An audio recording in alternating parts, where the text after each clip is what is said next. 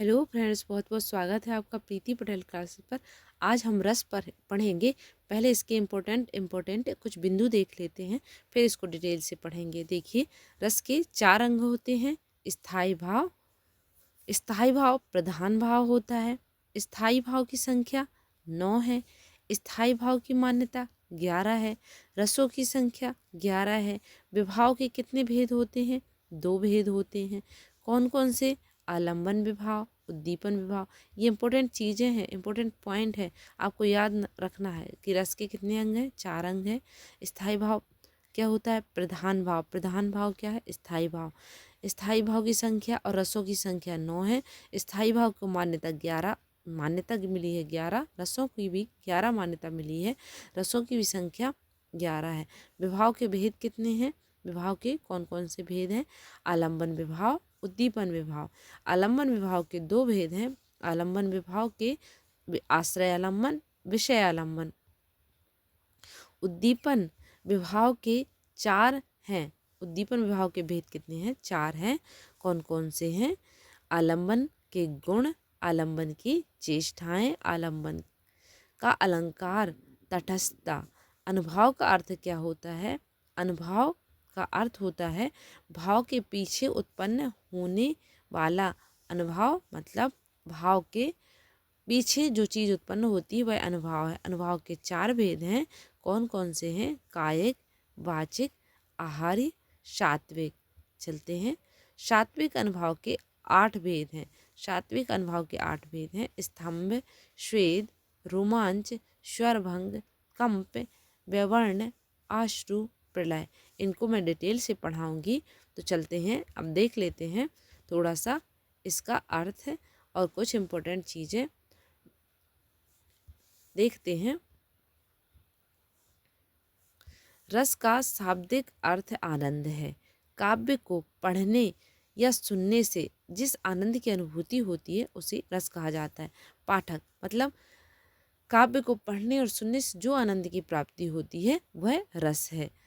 श्रोता के हृदय में स्थायी भाव, विभाव संयुक्त होकर रस रूप में परिणत हो जाता है। रस काव्य की आत्मा है, प्राणत्व माना जाता है। रस के 4 अंग हैं। कौन कौन से? स्थायी भाव, विभाव, अनुभाव, संचारी भाव। स्थायी भाव क्या होते हैं? स्थायी भाव अर्थात प्रधान भाव। प्रधान भाव वही हो सकता है जो रस की अवस्था तक पहुंचाता है। स्थायी भाव की संख्या कितनी है? 9 है। बाद में आचार्य ने 2 और रसों की चर्चा की है। वात्सल्य रस, भगवत विषयक रस मतलब भक्ति रस। इस तरह स्थायी भाव की मान्यता 11 है, अर्थात रसों की संख्या 11 है। अगर आपको विकल्प में 9 रस मिल जाएं तो पहले आप 9 रस को टिक करेंगे, क्योंकि 9 रस ही सही होता है। 2 को मान्यता जरूर मिली है लेकिन रस 9 है। श्रृंगार रस का स्थायी भाव क्या है? रति है, करुणा का शोक है, रौद्र का क्रोध है, अद्भुत का आश्चर्य या विस्मय है। इनसे क्वेश्चन बनते हैं, पूछा जा सकता है। ये देखे कि अद्भुत रस का स्थायी भाव क्या है। तो आपको ये याद होना चाहिए कि कौन कौन से रसों के स्थायी भाव क्या है। शांत का निर्वेद या निर्वृत्ति है। भक्ति रस का भगवत विषयक है। हास्य रस का हास्य है। वीर रस का उत्साह है। भयानक का भय है। बीभत्स का जुगुप्सा या घृणा है, घृणा भी कहा जाता है जुगुप्सा को। वात्सल्य का वात्सल्य, रति मतलब बाल्यकाल में बच्चों के प्रति प्रेम, वह वात्सल्य रस होता है। विभाव क्या होता है? स्थायी भाव के उद्बोधक कारणों को विभाव जन्म देने वाला है। मतलब स्थायी भाव के जो कारण जन्म देने वाला कारक क्या होता है? विभाव कहलाता है। रस के संबंध में विविध तथ्य, रस के संबंध में विविध तथ्य। श्रृंगार रस को रसराज कहा जाता है। नाटक में 8 ही रस माने जाते हैं, क्योंकि वहाँ शांत रस को नहीं गिना जाता। भरत मुनि ने रसों की संख्या 8 मानी है। तो आपको याद रखना है कि भरत मुनि के अनुसार रसों की संख्या कितनी है, ये पूछा जा सकता है। श्रृंगार रस के व्यापक दायरे में वात्सल्य रस, भक्ति रस आ जाते हैं, इसलिए रसों की संख्या 9 ही मानी गई है। मतलब इसमें ही इसको सम्मिलित किया गया है। रसों की संख्या 9 है जिन्हें नवरस कहा जाता है, मूलतः नवरसी माने जाते हैं। बाद में आचार्यों ने 2 और भाव, वात्सल्य, भगवत विषयक रति, भगवान के प्रति भक्ति को स्थायी भाव की मान्यता दी है। इस प्रकार स्थायी भाव की संख्या 11 तक पहुंच गई है। विभाव क्या होते हैं? विभाव के 2 भेद हैं, आलम्बन, उद्दीपन। आलम्बन क्या होता है? जिसका सहारा या आलम्बन पाकर स्थायी भाव जगते हैं, मतलब उसे आलम्बन कहते हैं। जैसे नायक, नायिका। आलम्बन और उद्दीपन। आलम्बन क्या होता है? जिसका सहारा पाकर, आलम्बन पाकर स्थायी भाव जगते हैं, मतलब जैसे हमें किसी सुंदर चीज़ को देख के हमारे मन में प्रेम जागृत हुआ, एक सुंदर से हमने फूल देखा और थोड़ी सी हवा चली, हवा क्या हो गई? उद्दीपन। उद्दीपन, तो उसकी खुशबू हमारे नाक तक पहुंची और हमको लगा कि यार उस फूल को अपने घर ले जा लेते हैं, कितना सुंदर फूल है। तो आलम्बन क्या? उद्दीपन क्या? हवा का चलना क्या है? उद्दीपन है। और आलम्बन के कारण, आलम्बन, हम वह फूल क्या हुआ? आलम्बन हुआ, जिसके कारण हमारे मन में स्थायी भाव कौन सा पैदा हुआ? कि उसके प्रति हमको प्रेम जागा। तो ये है आलम्बन, उद्दीपन, जो चेष्टाएं जो हमारे मन में उसको, आलम्बन को बढ़ाती हैं। चलते हैं, थोड़ा सा इम्पोर्टेंट चीज़ें देख लेते हैं। आलम्बन के 2 भेद हैं, पहले आलम्बन को पढ़ लेते हैं। आलम्बन के 2 भेद हैं, आश्रय आलम्बन, विषय आलम्बन। आश्रय आलम्बन के मन के भाव जगते हैं। आश्रय आलम्बन में क्या होता है? आश्रय आलम्बन में आश्रय के मन में भाव जगते हैं। आश्रय आलम्बन में जैसे कि राम के मन में सीता के प्रति प्रेम का भाव जगता है, तो राम आश्रय आलम्बन हुए। लेकिन विषय आलम्बन क्या होता है? जिसके विषय में, जैसे राम के मन में सीता के प्रति प्रेम का भाव जगता है, तो सीता विषय आलम्बन हुई। किसके मन में जगा भाव? राम के मन में, तो राम हो गए आश्रय आलम्बन। किसके प्रति जगा भाव? सीता के प्रति, तो सीता हो गई विषय आलम्बन। जिसके मन में प्रेम जग रहा है वो है आश्रय, और जिसके प्रति जग रहा है वह है विषय। तो चलते हैं, उद्दीपन क्या होता है?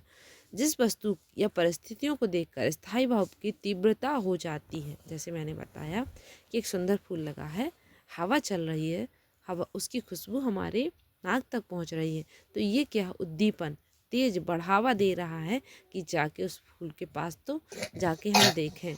तो ये क्या होता है? स्थायी भाव को तीव्र करता है।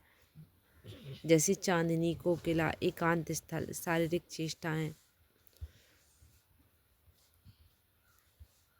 अनुभाव क्या होता है? अनुभाव का शाब्दिक अर्थ है भाव का अनुगमन करने वाला।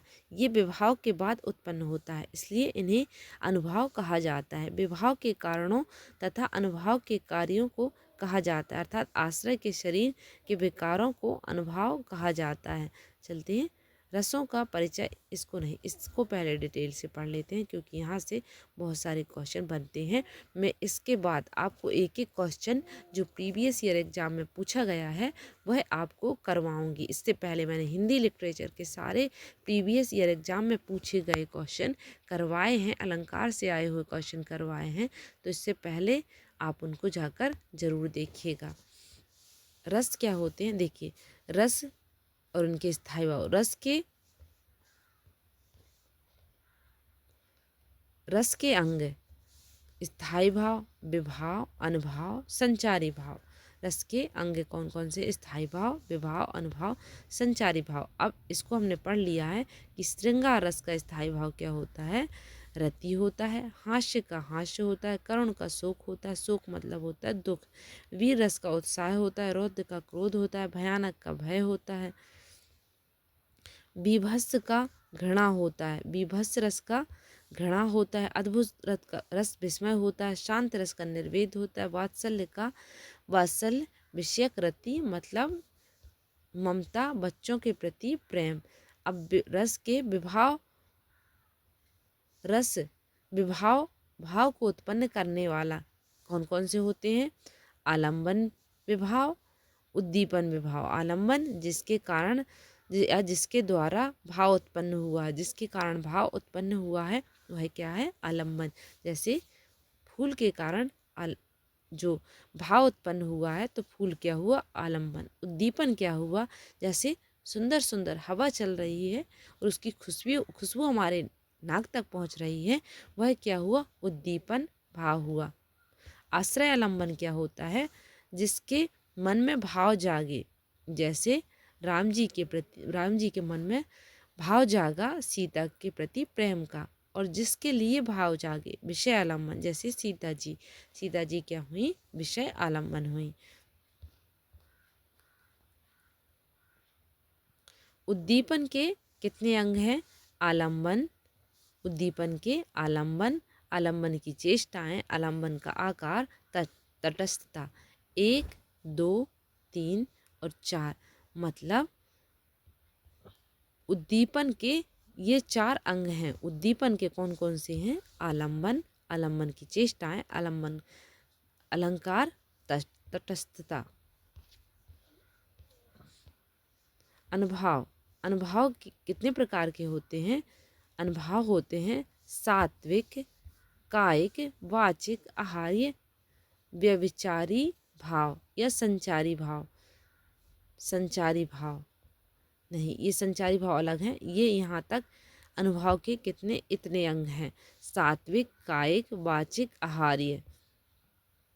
यहाँ पर देखिए सात्विक कौन कौन से होते हैं? स्तंभ है, स्वेद है, स्तंभित रह जाना देखकर, स्वेद मतलब पसीना आ जाना, रोमांचित हो जाना शरीर का, स्वर भंग हो जाना मतलब बोलने में बोली का लड़खड़ा जाना, कंपन होना, रंगहीनता मतलब चेहरा का पीला पड़ जाना, अश्रु बहना, जैसे माँ को जब कोई वियोग वाला आता है, कोई वियोग, नायक नायिका का वियोग होता है या फिर, तो वहाँ पर क्या होता है? अश्रु बहना, स्वरभंग हो जाना, कंपन, व्यवर्ण, रंगहीनता, आश्रु बहना, प्रलय मतलब संज्ञाहीनता, निश्चेष्टता आ जाना। याद करने के लिए सूत्र है स्तंभ, स्वेद, स्वर भंग, व्यवर्ण, अश्रु, कंप, रोमांच, प्रलय। तो ये आपको याद करना होगा, क्योंकि ये अधिकतर पूछे जाते हैं। 8 हैं ये। कौन कौन से अनुभाव के अंग हैं? स्तंभ, स्वेद, रोमांच, स्वरभंग, कंप, व्यवर्ण, रंगहीनता, आश्रु, प्रलय। प्रलय या संज्ञाहीनता, निश्चेष्ट हो जाना, निश्चेष्ट हो जाना।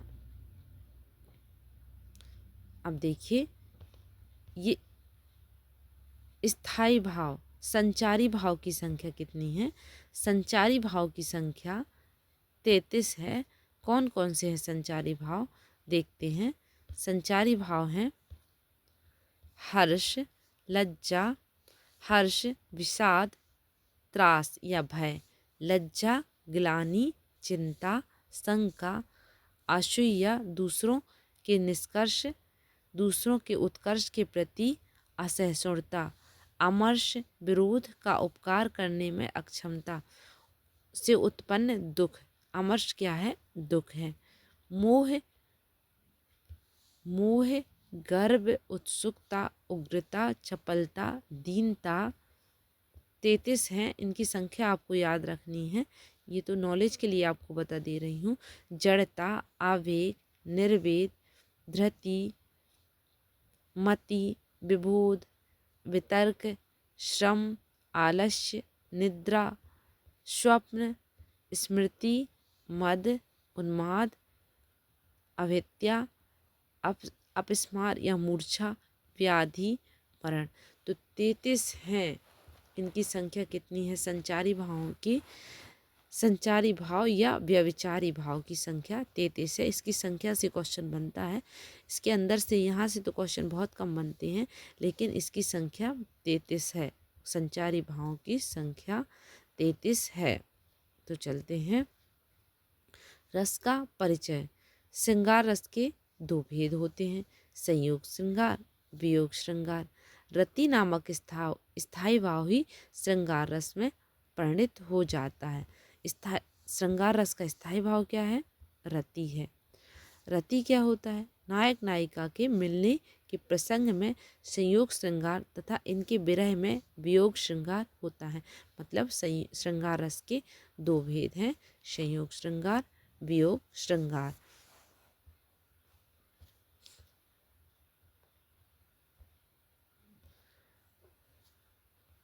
इसके आगे का पार्ट जो रस के भेद हैं, एक एक रस को हम डिटेल से पढ़ेंगे नेक्स्ट वीडियो में। अभी के लिए इतना ही। वीडियो अच्छा लगा हो तो लाइक कीजिएगा, चैनल को सब्सक्राइब कीजिएगा ताकि आगे आने वाला जो पार्ट है वीडियो का वो आप तक पहुंच सके। Thank you for watching.